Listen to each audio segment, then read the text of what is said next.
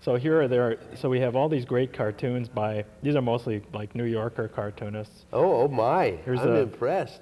Here's a cartoon book about moms, moms, and it shows a mother hen, and there's a little chick who's just broken out of its egg, you know, and just kind of looking at what's happening. The mother hen is frowning and saying, "Now look what you've done." I love that. So a lot of most of the humor is a little more mainstream than it used to be. Okay. You know, we used to do a very political, satirical I remember. kind of thing. That was in the early 80s when that was more popular. Yeah. But I since discovered, last year I did a comedy show at the Comedy Gallery, Scott Hansen's Comedy Gallery for a couple months. Name dropper. Go ahead, name drop some more. Go ahead. No, I'm only kidding, Pete. And I found that we had, anytime I had an audience of people who were in their late 30s or older, it was great. But anytime they were in their mid-30s or younger, they sat there like, you're talking about. They didn't have a clue, you know. It was like the post-Reagan babies, you know, and they're all just sitting there. Who's Noriega?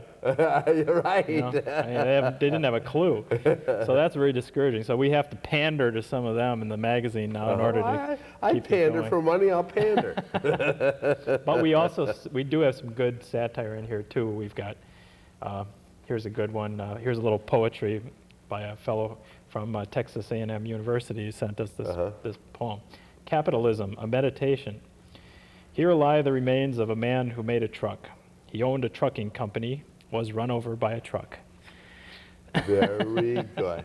Very good. And then we also have a calendar of comedy events in the cities. Oh, good. Comedy theater, comedy clubs.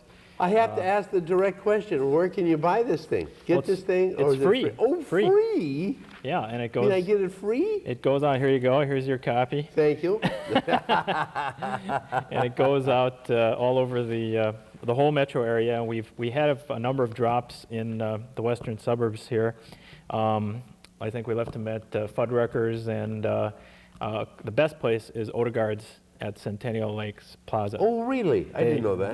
They will have a large supply because they're one of our advertisers. Oh, okay. Oh, I think that's reasonable. And we're looking for more sites to drop them off. So if anybody out here in the third city here has any suggestions, or you'd like to get copies of Minne HA left at your place of business, just give us a call. It'll attract all kinds of customers and it'll make a lot of money, right? Right. Well, where did you ever come up with this Minne HA idea? How did you decide you were going to do this strange like thing? I said, I had just left the TV Guide. And you were desperate for money. No, I was rolling in dough, and I didn't know what to do with it. So I had the urge to do, you know, I'm an artist, so I have to do these things. It's just in me to put out something. It's genetically inbred. I don't know. Maybe I didn't get enough oxygen when I was a fetus or something. I don't know what it is, you know. But, right, of course. But anyway, you can tell by your color. The cover on this one is great. This is an idea by my wife, Diane, who's kind of like a Gracie Allen. Is that supposed to be a Dan Quayle. That Dan Quayle? Yeah, and this is you cut it out. You get your very own Dan Quayle, Dan Quayle Dancing Fool cutout doll. And there's instructions here. What you do, you cut a hole through the mouth, or you cut out the whole thing. You cut a hole through the mouth,